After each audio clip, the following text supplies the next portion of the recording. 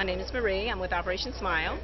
And this row of tents here are for patients that have already had surgery.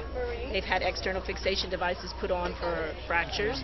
And we're going around and we're doing, they also have open wounds. We're doing wound care, assessing the wounds. Some of these patients have to be taken back to surgery for additional debridement. Some of these wounds have been infected, so we're trying to clear up the infection, medicate them with antibiotics, and just constant assessment, reevaluation, and more intervention, more intervention.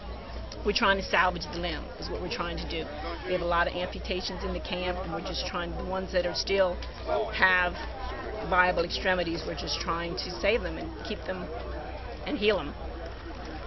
What's going on in here? Right here is part of our team, and they're in there doing the wound care. They're changing the dressings, assessing the wounds. I'm making a list of patients that need to go back to surgery, and patients that need cast changes, patients that need x-rays. So this is how we begin the morning. We just go around the camp and see which patients, what their needs are, schedule them, and get them taken care of.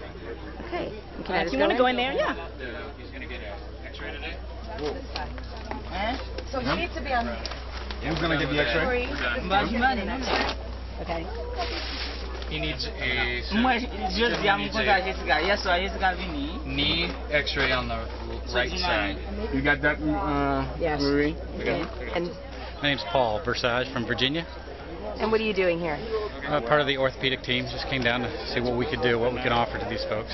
So there's a lot of nasty stuff, but we're doing the best we can. What are you seeing?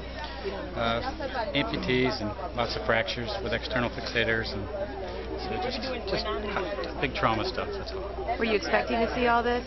Yeah, but I don't think you're ever quite prepared for it.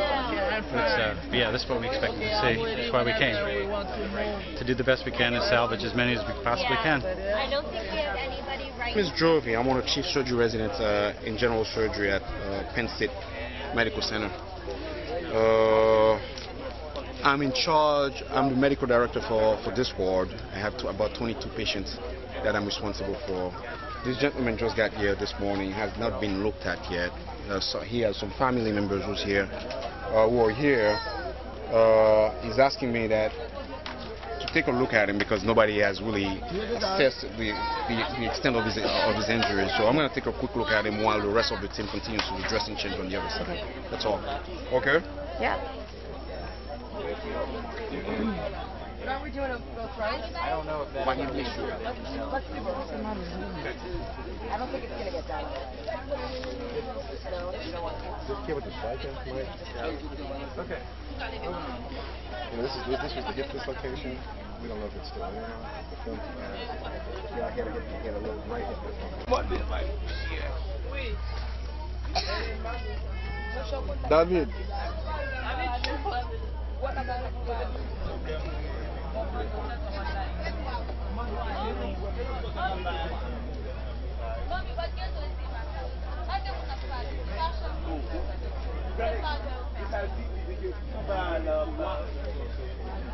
I'm Mike Vitale from New York. I'm an orthopedic surgeon. I got down in Santo Domingo about a week ago and was on my way to Yemeni when I got stopped at a hospital in Barcelona, and they had about 20 untreated fractures there that were there from the earthquake. So we sat there, and with the external fixators that we did, we worked with the local docs until we got them all done.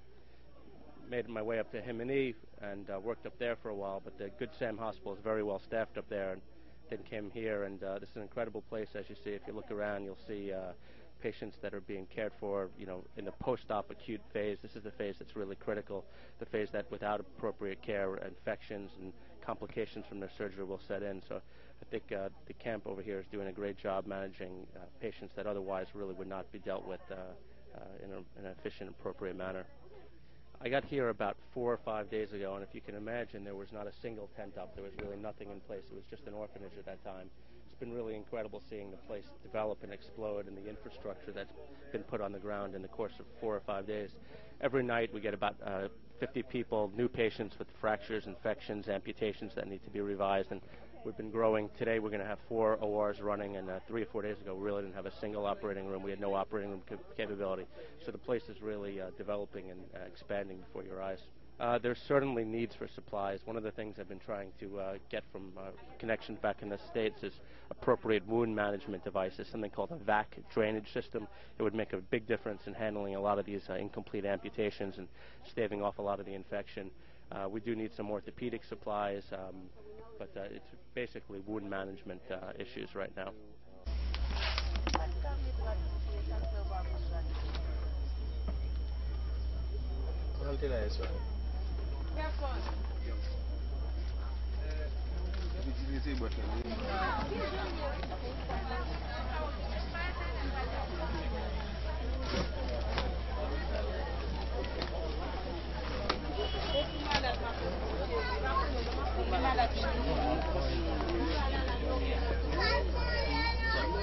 T3, I don't know who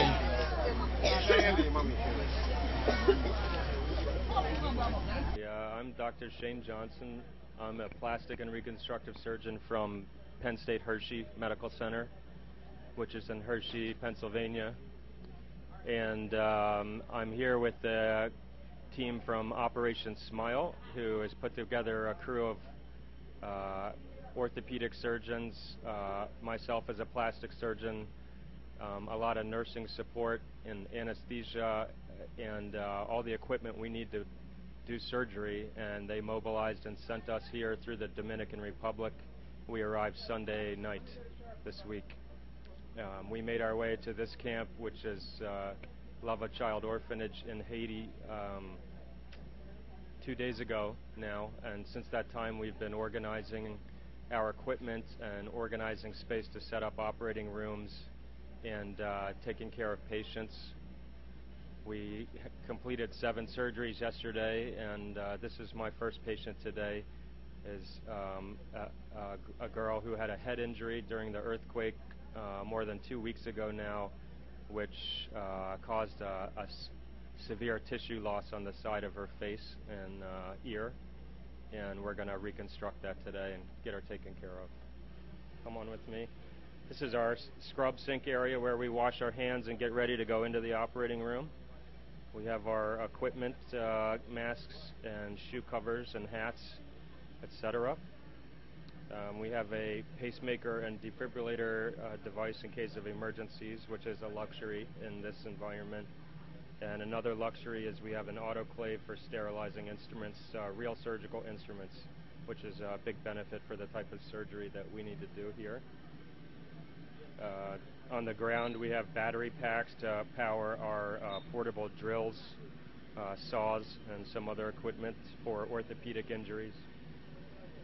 And then if you take a look in our setup operating room, this is a school room that we have cleaned out, mopped with bleach, cleaned all the walls, covered the windows with mosquito netting, and we have 2 operating room tables with full anesthesia circuits and room for instruments and some lighting, mostly daylight, hence the headlight.